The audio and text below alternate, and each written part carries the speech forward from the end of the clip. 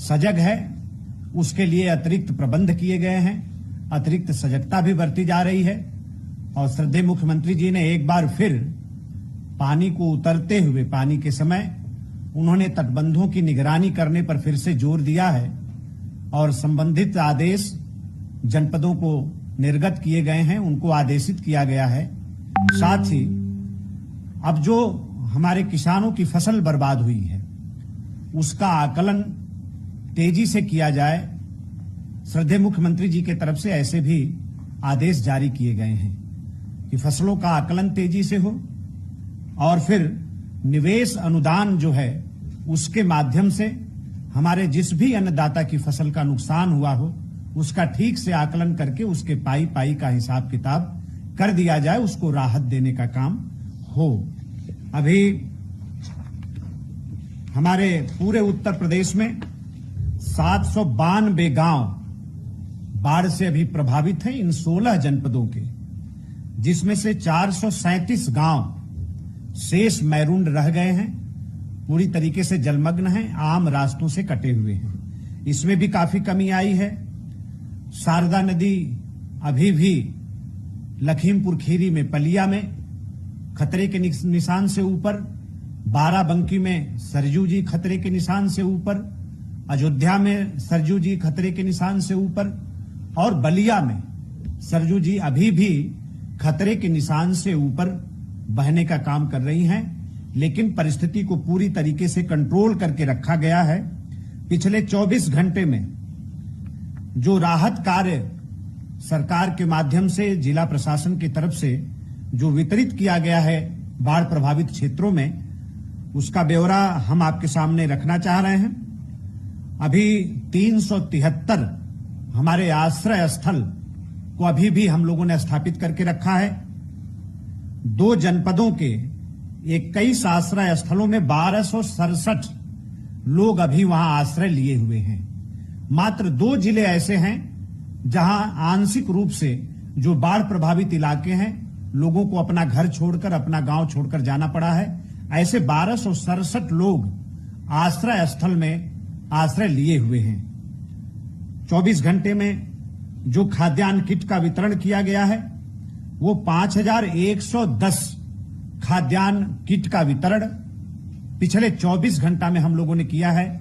तमाम जनप्रतिनिधियों को उसमें लगाया गया है। हमारे तमाम माननीय मंत्रीगण, जैसे गोंडा में रमापति शास्त्री जी और हमारे बलरामपुर में विधायक पलटू राम, ऐसे तमाम जो हमारे जनप्रतिनिधि हैं उनके माध्यम से और जिला प्रशासन के सहयोग से, स्थानीय हमारे जो एसडीएम तहसीलदार हैं, तहसील के लोग हैं, उन तमाम लोगों की उपस्थिति में लोगों को राहत कार्य लोगों के बीच में चलाया जा रहा है। और 5110 हम लोगों ने खाद्यान्न किट पिछले 24 घंटा में हम लोगों ने वितरित किया है। और अब तक 1,74,630 खाद्यान्न किट का वितरण जब से बाढ़ आई है, बाढ़ की समस्या पैदा हुई है, तब से लेकर अब तक जनता के बीच में बांटने का काम हुआ है। पिछले 24 घंटा के अंदर तकरीबन 21,288 मीटर तिरपाल का वितरण प्रशासन के द्वारा किया गया है। हम अगर अब तक त्रिपालों का अगर हम लेखा जोखा आपके सामने रखें तो 3,17,008 मीटर अब तक, पूरा जब से बाढ़ आई है तब से लेकर अब तक इतने हम लोगों ने त्रिपाल को हम लोगों ने बांटने का काम किया है। और नावें अभी भी 591 नावें अभी भी संचालित हो रही हैं। इसमें भी काफी कमी आई है। तकरीबन 1200 के आसपास नाव का संचालन हम पिछले दिनों कर रहे थे, लेकिन अब 591 नावों का संचालन अभी इस समय किया जा रहा है। जनता की सेवा में उसको लगाया गया है। स्थापित जो हमारी बाढ़ की चौकियां हैं वो 784 हैं। पिछले 24 घंटा के अंदर 5 पशु शिविरों का भी संचालन जिला प्रशासन के द्वारा किया गया है। और अब तक टोटल 487 शिविर हम स्थापित कर चुके हैं जब से बाढ़ आई है।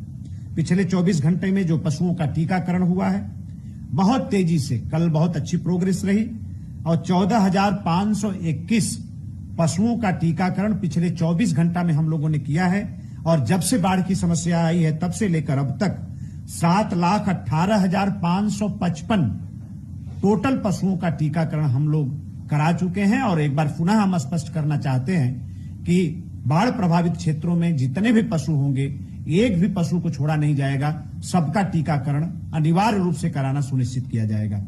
इसी तरीके से हम लोगों ने जो चारा वितरित किया है पिछले 24 घंटा में, वो 4,652 क्विंटल भूसे का वितरण किसानों के बीच में हुआ है। और मेडिकल की 350 टीमें अभी तक काम कर रही हैं बाढ़ प्रभावित क्षेत्रों में।